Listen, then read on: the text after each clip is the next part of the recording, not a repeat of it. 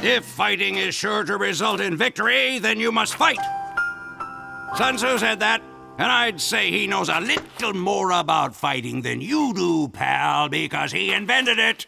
And then he perfected it so that no living man could best him in the Ring of Honor.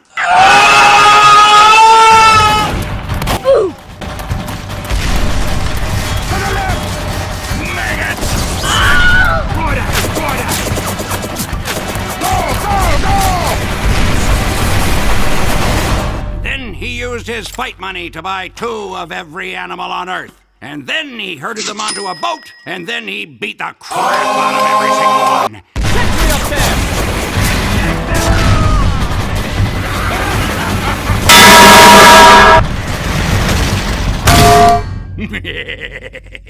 And from that day forward, anytime a bunch of animals are together in one place, it's called a zoo.